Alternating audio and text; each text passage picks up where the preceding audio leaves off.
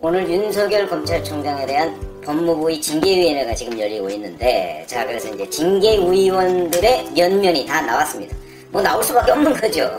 뭐 그렇게 안 알려주더니 오늘 그 참석자들 이제 다 나왔는데, 뭐 한결같이 그동안에 반윤석열 또는 윤석열 검찰총장 비판에 앞장섰던 이런 사람들 중심으로 구성이 돼 있습니다.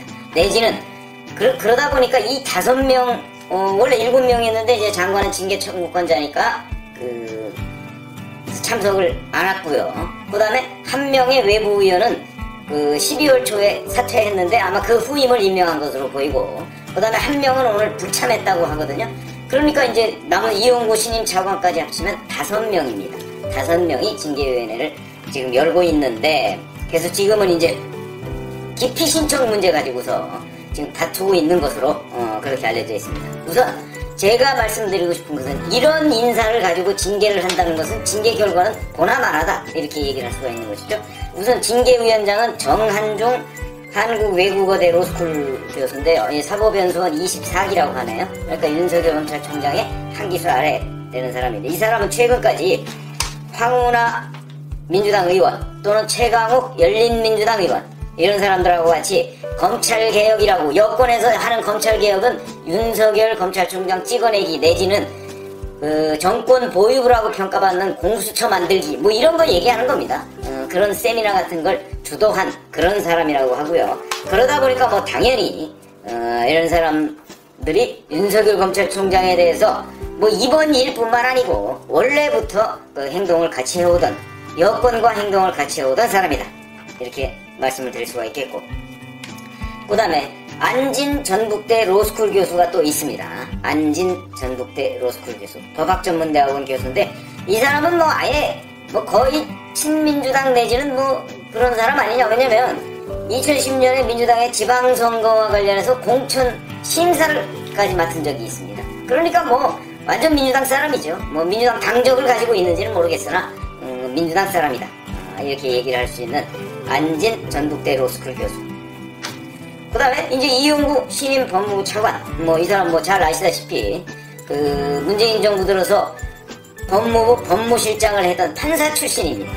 판사 출신이고, 그 다음에 이제 검사 중에서 2사람을 추미애 장관이 지목하도록 돼 있죠.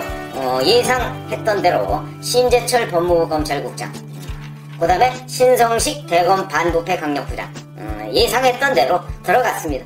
이 사람들 들어가면 기피 신청을 할 것이다, 윤석열 검찰총장 측이 이렇게 얘기를 해왔는데 딱 그 사람을 했습니다. 아마 다른 사람을 못 구한 건 아닌가 싶습니다. 지금 어느 검사가 총장에서는 부당하고 불법적인 징계위원회에 가서 찬성표를 던지려고 하겠습니까?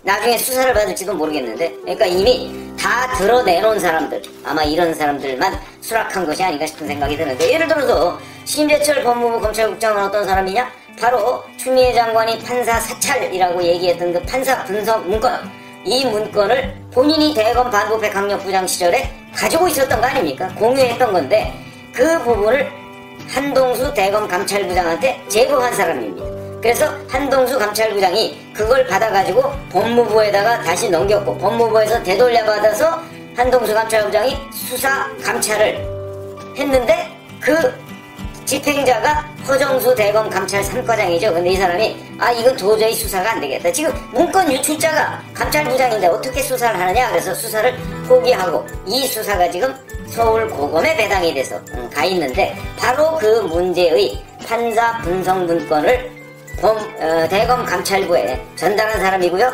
이와 관련해서 대검 감찰부가 수사정보 담당관실, 그 문건을 만든 수사정보 담당관실을 압수수색할 당시에 심재철 검찰국장이 허정수 감찰 3과장한테 전화해서 이러저렇게 디지털 포렌식 과정에서 물어보고 하는 과정에서 실제 국장님 아직 안 나왔습니다 라는 답변을 했다는 목격자들이 지금 수두룩합니다. 그러니까 결국은 이 판사 분석 보고서, 이거의 제보자가 바로 심재철 국장이다. 근데 그 사람이 징계위원으로 들어가 있고, 징계 사유 중에도 6가지 징계 사유 중에도 바로 이 판사 분석 보고서가 들어가 있습니다. 그러니까 자기가 제보해놓고 자기가 징계를 하겠다고 지금 들어가서 앉아있으니까 당연히 기피 대상이 될 수밖에 없는 것이죠. 그래서 아마 기피 신청을 한 것으로 보이고요. 그 다음에 또 대검 반부패 강력부장인 신성식 검사라는 사람은 또 누구냐? 이 사람 잘 아시다시피 서울중앙지검에서 이성윤 중앙지검장 밑에서 차장검사를 하다가 일약 대검 반부패 강력부장, 이게 과거의 중수부장입니다. 올라갔는데, 자, 중앙지검에서 차장검사를 할 당시에 KBS가 오보를 하나 날린 거 있었죠. 채널A 사건과 관련해서 한동훈 검사장이 여전히 엄청난 책임이 있는 것처럼, 그리고 공모를 한 것처럼 이미 결론이 거의 다 나 있는 상태인데, 그렇게 KBS가 오보를 한 적이 있습니다.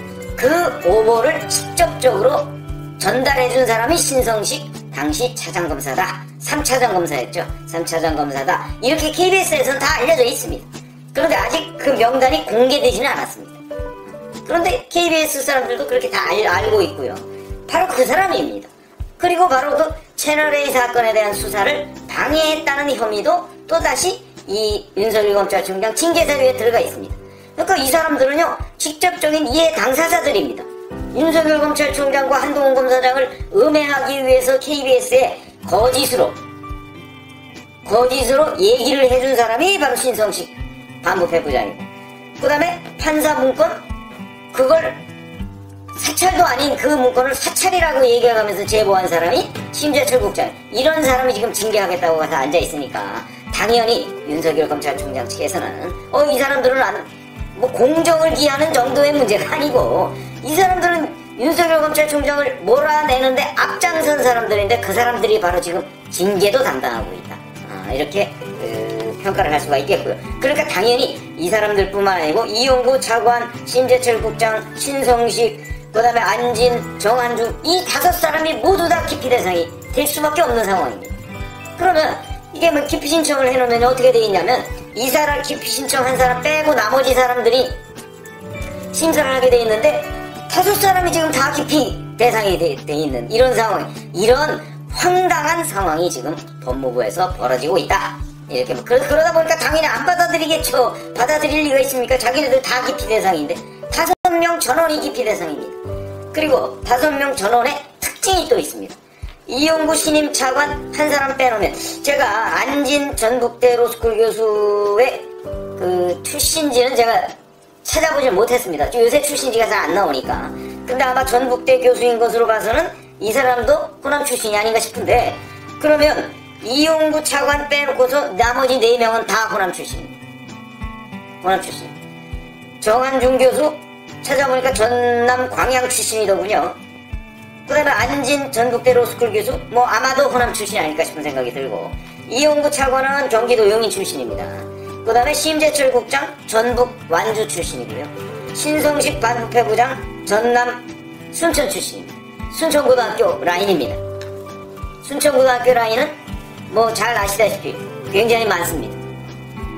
그러다 보니까 자, 이 5사람 중에 4사람이 호남인 것으로 보이고, 그러니까 결국 추미애 장관은 호남 출신 외에는 믿을 사람이 없구나, 호남 출신 일부 외에는 믿을 사람이 없구나, 이런 얘기가 되는 거예요. 그러니까 이렇게 지역적으로도 편향되고, 그 다음에 성향으로는 완벽하게 반윤석열 인사들만 징계위원회에 모아놨다, 이렇게. 그런데 여기에서 그러니까 결국 추미애 장관의 아바타, 그건 이미 충분히 예상을 했지만, 아바타 같은 사람들 5명 모아놓고 윤석열 징계해라, 이렇게 지금 얘기하고 있는 것이나 마찬가지니까, 이 징계 결과가 편향된 결과가 나올 것이라는 건 불문가지 명약 관화입니다. 그렇기 때문에 이 부분과 관련해서, 자, 이게 이제 오늘 이제 해임 결정이 아마 나올 걸로 보고요. 그렇게 되면 이제 대통령이 결재를 하겠죠? 결재하고 나서 이 문제는 이제 행정법원으로 넘어가서 다시 가처분 신청을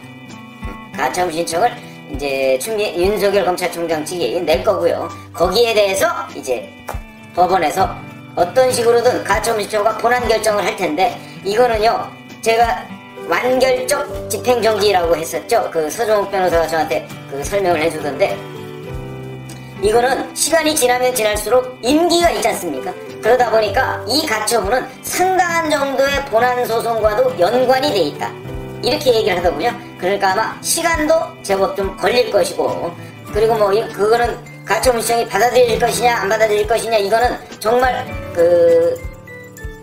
변호사 또는 판사 출신 뭐 이런 사람들에 따라서 엄청난 차이가 있더라고요. 일부는 뭐 통치행위 차원이다, 그래서 대통령의 결정이기 때문에 안 받아들일 것이다, 이렇게 얘기하는 사람도 있는가 하면, 아니 절차상 중대한 하자가 있고 우선 징계 사유가 확정된 사실이 단 하나도 없다. 그렇기 때문에 이걸 가지고 징계를 해임을 했다? 이건 말도 안 된다 라는 사람도 있고, 그렇기 때문에 가처분 신청이 받아들여질 것이다, 이렇게 얘기하는 사람도 있고, 이거는 섣불리 지금 뭐 변호사들도 엇갈리고 있으니까, 판사 출신 변호사, 검사 출신 변호사 다 제가 몇 사람 물어봤는데 전부 엇갈리고 있습니다. 그 엇갈리는 거에 상당 부분은 또 출신 지역에 따라서도 엇갈리더라고요. 참 비극인데, 그런 비극들이 지금 곳곳에서 벌어지고 있고요. 어쨌든 지금 현재 징계위원회가 열리고 있는데 그 5명이